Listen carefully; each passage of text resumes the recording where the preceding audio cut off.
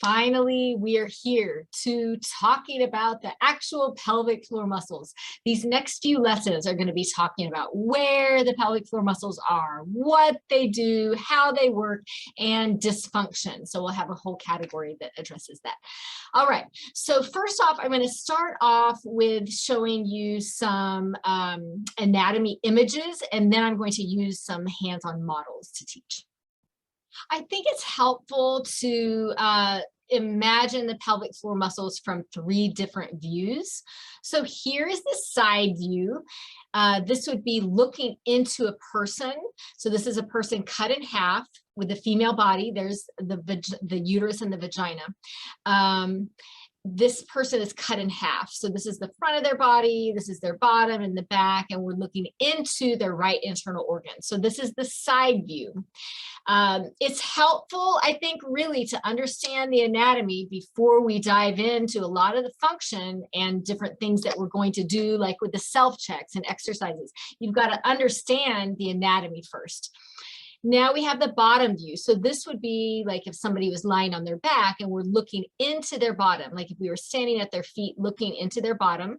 So this is what the pelvic floor muscles might look like. And then the top view. So this would be a person standing and we're kind of looking into their pelvic bowl from above. Go over those 3 views again with some models here. So this would be a pelvis cut in half. This would be like if she was cut in half from the front to the back, right down the middle. We are turning and we're looking at her right internal organs. So here's the bottom, here's the front, that's the pubic bone.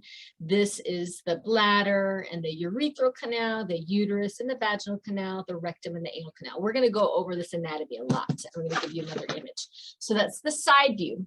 Then we have the bottom view. So if we were looking into her pelvis from below, like we're at her feet looking into her pelvis, this would be the bottom view. So here's the pelvis and we're looking into the pelvic floor from below.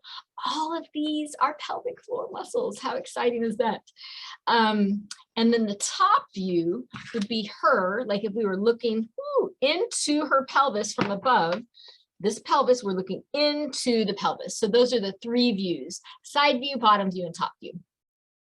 I think it's easier to see on this image here. So this is, again, that side view. Here's the front, here's the abdominals, here's the buttocks, this is the tailbone and the spine going up, okay? Here's the pubic bone.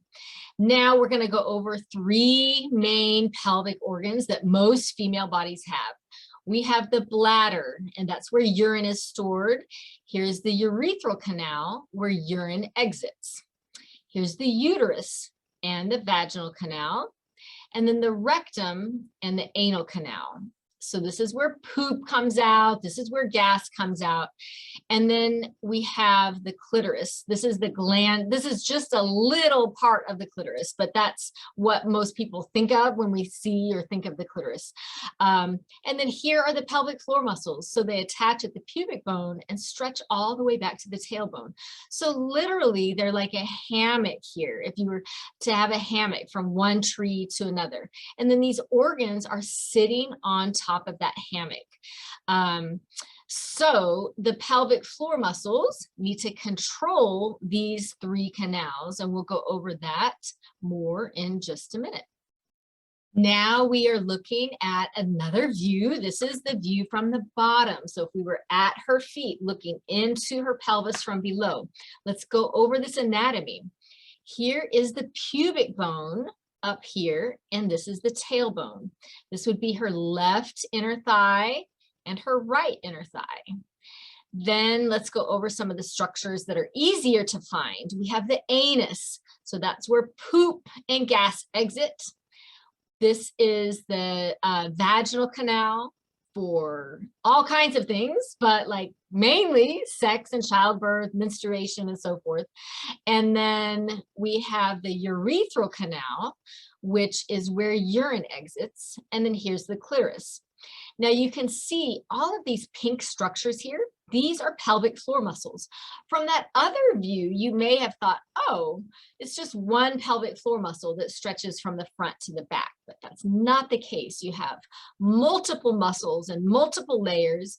And the beautiful thing is that the muscles, some of them do similar jobs, some of them do opposite, like different jobs. So we'll go into that much more as we continue along, but understanding like the muscles that wrap around the anus, these muscles are not the same ones that control the urethra, where urine exits. And so when we're training muscles, first we need to identify, where the muscles are, what they're doing, are they working, are they not working, what's happening with them, and then creating a plan to address those muscles.